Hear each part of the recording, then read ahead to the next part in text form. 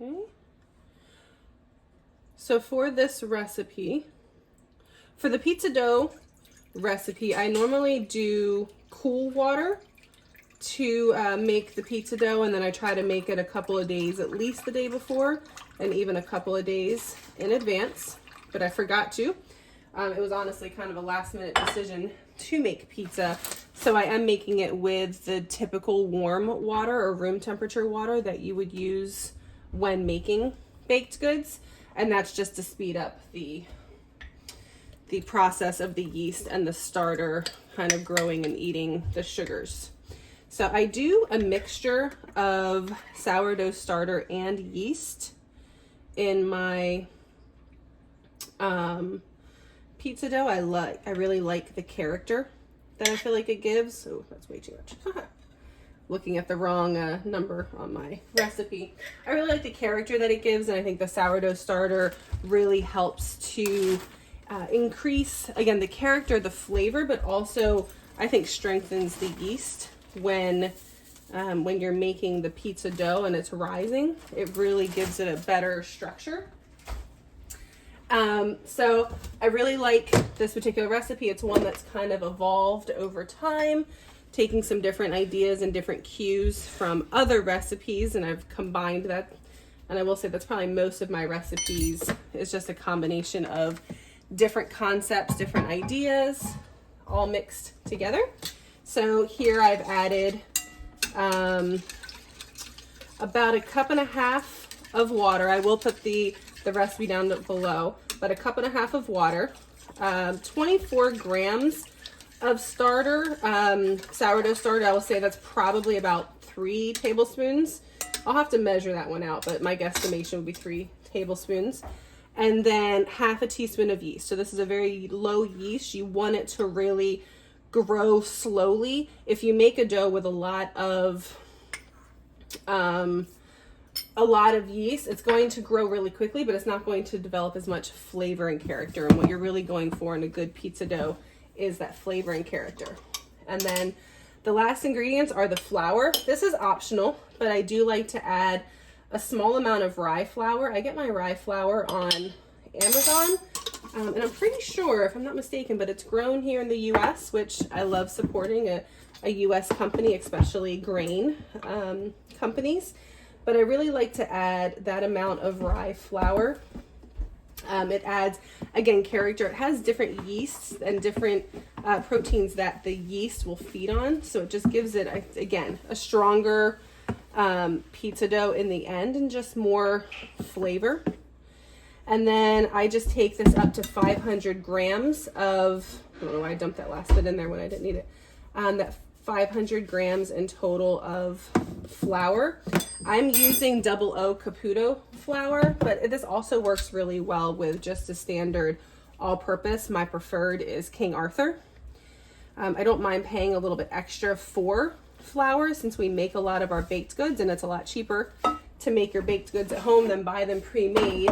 I figured that quality of flour is offset by the fact that if I had bought it pre-made, it would be more expensive. So that's kind of what I tell myself, but that's it. It's just water, flour, yeast, salt, sugar, and then the addition of the sourdough starter. And that's one. I have a couple other recipes. So far just breads that I make, but I do use it for a few different things, and I've been experimenting using it more and more in different recipes as well. But that's simply what I'm doing, and this is just a dough whisk or a handheld dough hook that I use. I really like it for mixing that initial mix of the flour and water because it keeps it from getting all stuck onto your fingers and then you lose, I swear, a good chunk of dough just by trying to mix it by hand. So I'll just do the initial mix, and then I have a bowl of water over here. And I'm just going to get my hand a little bit wet once I notice it's starting to stick a little bit, and that's just to keep the dough from sticking to my hand. And I'm just trying to, it's probably a little too soon yet to do that. So what I'll do, I'm gonna leave this here for about 15 minutes, and that's allowing the autolyse or the flour to absorb the water that you've just mixed into it. So you'll notice right here, if you're making this, there's little clumps there's little spots. There shouldn't be any huge chunks of dry flour, but it's not perfectly mixed. And if you look, there's lots of little, just air bubbles almost, where it just, you can tell there's water and flour sitting next to each other. That 15 minutes will allow that flour to absorb that water, and then I'm going to come in, get my hand wet, and do a stretch and fold method, which I'll show. Okay, so it has been sitting for probably about 15 minutes. I'll be honest, I was just cleaning the kitchen, kind of lost track of time. And I wanted to, while I'm doing this, so again, I'm just doing a stretch and fold. Still a little bit wet. You'll notice after you do this a couple of times that each time you come in here, the dough should be less and less sticky, but this first time it usually is a little bit more sticky. So use a little bit more water the first time. And really all you're doing is pulling it up from the bottom, gently stretching, letting it kind of slip a little bit. You don't want to rip it. You don't want to do that. You want it to pull. And what this is doing is it's lengthening the proteins or the gluten, and so it's giving you a stronger, longer gluten, and that's going to result in a dough that you can really stretch out and pull, and it's not going to just rip holes. And so when I was saying earlier about how rye flour makes the dough a little bit stronger, having a little bit of that stretch can really play into making a really good pizza dough. And this one, we're going to be using our outside pizza oven. It's a brick oven my husband kind of just threw together over the course of a couple of days. So I really like this particular dough for that. It also works really well in the oven as well. I tried a few different ones thinking I had to do a special dough for the outside pizza oven, and actually we all came back to this one. So I just rolled it back into a ball. I'm gonna let it sit and rest, and then I'll come back and do this again after about 30 minutes, letting it rest and rise. I'm gonna do that 2 more times, and then I'm just gonna let it sit until we're ready to use it. Okay, so this is the last time that I'm coming in and doing a stretch and fold. You'll see that it's relaxed a good bit. It's kind of flattened back out. It's still not rising a whole lot, but it is pretty chilly in our house, so I think after this I'm gonna have to put it in a little bit of a warmer spot. I have the oven going on the other side of the kitchen, so I'll probably move it over there.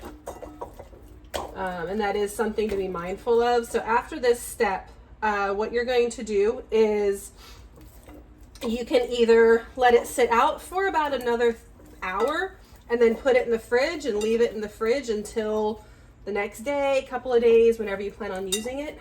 Because I will be using mine today, I'm probably going to leave it out for about 2 hours. Then I'll put it in the fridge, and then I'll take it out because our house is a little bit cooler. I'm going to take it out about 2 hours. No, sorry, about 1 hour before I'm ready to use it. And then about 30 minutes later, so 30 minutes before I'm going to use it, I'm going to break it off into balls, shape them into balls, let them sit on the counter for another 30 minutes.